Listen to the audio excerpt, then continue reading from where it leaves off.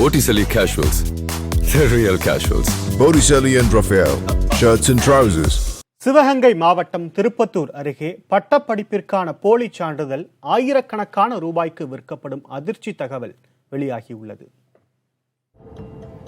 ஆண்டுதோறும் லட்சக்கணக்கான மாணவர்கள் 12ஆம் வகுப்பு மற்றும் பட்டப்படிப்புக்கான தேர்வுகளை எழுதுகின்றனர். பல்வேறு சிரமங்களுக்கு இடையே படித்து தேர்வில் வெற்றி பெற்று அதற்கான சான்றை பெறும்போது மனதில் ஏற்படும் மகிழ்ச்சி அளவில்லாதது. அத்தகைய சான்றை ஆயிரக்கணக்கில் பணம் பெற்றுக்கொண்டு விற்பனை செய்கிறது ஒரு கும்பல்.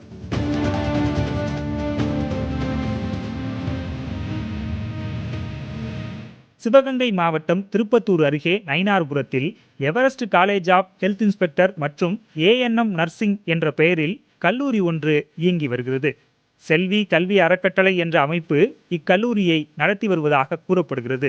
அண்ணாமலை என்பவரும் அறக்கட்டளையை நடத்தும் செல்வியும் இணைந்து பட்டப்படிப்புக்கான போலி சான்றை விற்பனை செய்வதாக புகார் எழுந்துள்ளது. பாதிக்கப்பட்ட நண்பர் ஒருவர் மூலம் இதனை அறிந்த கொட்டாம்பட்டியைச் சேர்ந்த சமூக ஆர்வலர் அசாருதீன் இந்த மோசடியை வெளிக்கொண்டு வந்துள்ளார். BA இதெல்லாம் வாங்குற மாதிரி இருந்துச்சுன்னா எவ்வளோ வரும்? எனக்கு கொடுத்தா இப்போ 10 நாளில் கிடச்சிற மாதிரி இருக்குமா? ஒரே பேமெண்ட்னா உடனே கொடுப்பாங்க. இப்போ ஒரே பேமெண்ட்னா எவ்வளோ கொண்டு வரணும்? வருஷத்துக்கு 40 ரூபா BBAக்கு. ஓகே, BBA வேண்டாம், BA தமிழ் இல்லை இங்கிலீஷ் ஏதாவது ஒன்று.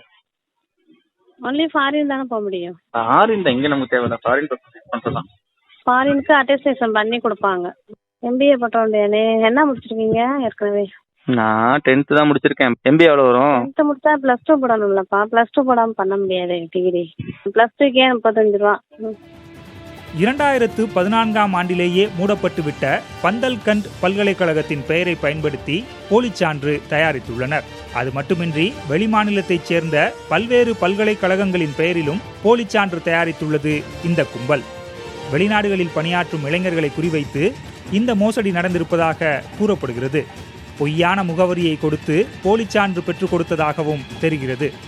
அதிகம் ஊதியம் பெறுவதற்காக வெளிநாட்டில் பணிபுரியும் இளைஞர்கள் பலர் செல்வியிடம் போலிச்சான்றை வாங்கியிருப்பதாக கூறப்படுகிறது.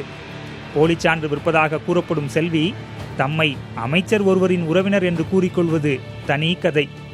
புதிய தலைமுறைக்காக Nagendran.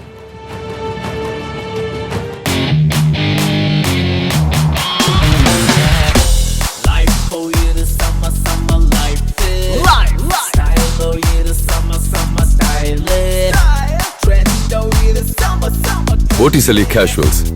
The real casuals. Botticelli and Raphael. Shirts and trousers.